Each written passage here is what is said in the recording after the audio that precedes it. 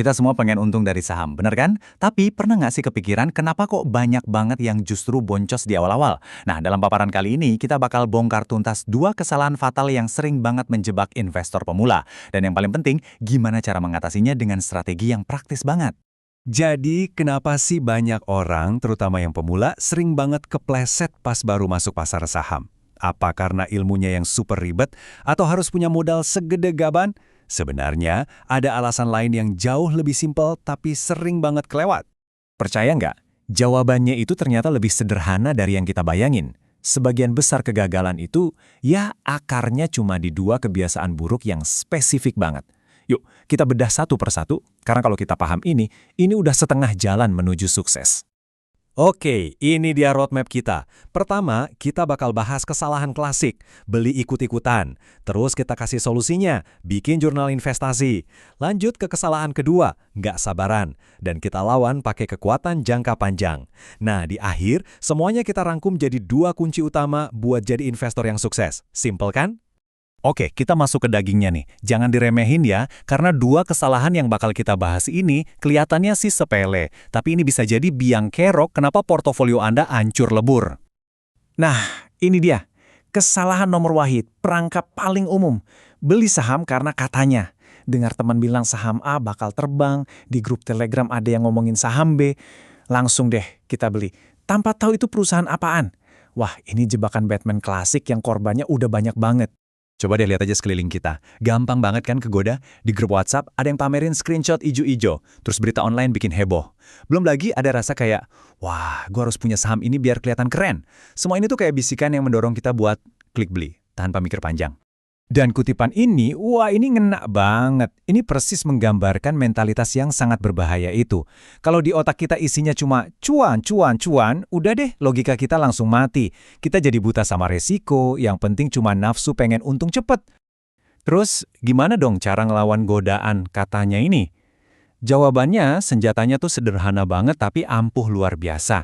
Bikin jurnal investasi. Ini tuh kayak rem darurat buat kita, yang maksa kita buat stop, tahan dulu, mikir, sebelum gegabah tekan tombol beli.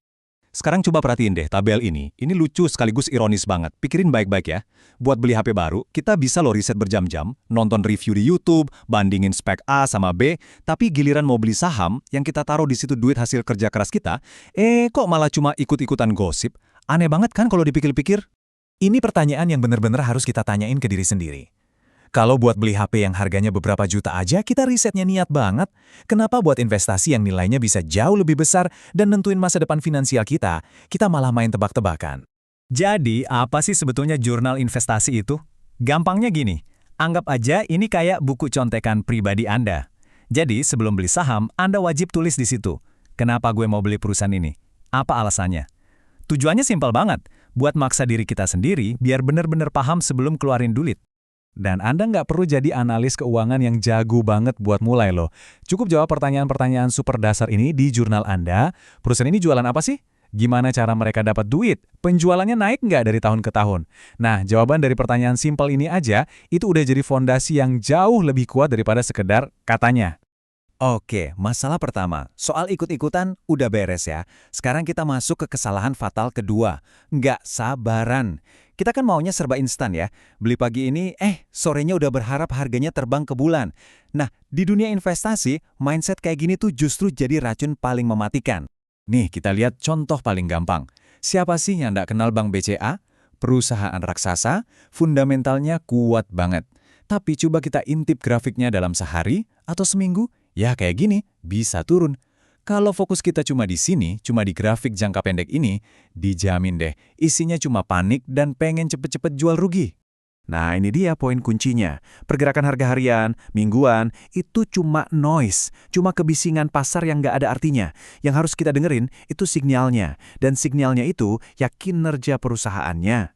Selama bisnisnya sehat, penjualannya naik, labanya tumbuh, ya udah cuekin aja noise-noise tadi. Lalu, apa penawar racun ketidaksabaran ini? Ya, solusinya adalah dengan mengubah pola pikir kita. Kita harus jadi investor sejati. Dan itu artinya berpikir jangka panjang. Ingat ya, ini bukan cuma slogan basi, ini adalah strategi. Tapi jangka panjang itu seberapa lama sih? Nah, definisinya bisa beda-beda buat tiap orang. Tapi biar gampang, coba deh pakai patokan ini. Sebelum beli saham, tanya ke diri sendiri. Saya siap nggak megang saham ini minimal 3 tahun, apapun yang terjadi sama harganya besok. Kalau jawabannya ragu-ragu atau enggak, mungkin lebih baik jangan dibeli sama sekali. Dan ini adalah contoh nyata paling keren soal kekuatan kesabaran. Kita semua tahu investor legendaris Indonesia, Pak Lo Keng Hong. Beliau pernah beli saham United Tractors atau UNTR di harga cuma 250 perak per lembar pas krisis tahun 1998. Dan beliau nggak jual saham itu besoknya atau bulan depannya. 6 tahun kemudian, beliau jual saham itu di harga Rp15.000 per lembar. Coba bayangin, itu kenaikan 60 kali lipat. Luar biasa banget kan hasilnya? Tapi, tunggu dulu. Angka yang paling penting dari cerita ini sebenarnya bukan yang 60 kalinya itu. Angka yang jadi kunci rahasia kesuksesannya adalah ini, 6 tahun. 6 tahun kesabaran. Itulah harga yang harus dibayar buat dapat hasil yang spektakuler kayak gitu. Oke, jadi dari semua yang udah kita bahas tadi, kita bisa tarik 2 benang merah yang super penting. 2 kunci utama yang ngebedain investor cerdas dari mereka yang cuma ikut-ikutan arus. Jadi, ini dia intisarinya. Cuma 2 langkah. Pertama, kenali apa yang Anda beli. Caranya, ya dengan bikin jurnal investasi tadi. Kedua, berinvestasilah untuk jangka panjang dengan sabar. Dan ingat, dua-duanya ini harus jalan bareng. Gak bisa cuma sabar tapi salah pilih perusahaan. Sebaliknya, pilih perusahaan bagus tapi tiap hari panikan lihat harga, ya sama aja bohong, gak bakal berhasil. Sebagai penutup, saya mau ninggalin Anda dengan satu pertanyaan buat direnungkan. Setelah kita bongkar 2 kesalahan fatal ini, jalan mana yang bakal Anda pilih? Apakah Anda mau jadi investor sejati yang membeli sebuah bisnis? Atau Anda cuma mau jadi pembeli harga yang nasibnya diombang-ambingkan pasar? Pilihan ada di tangan Anda.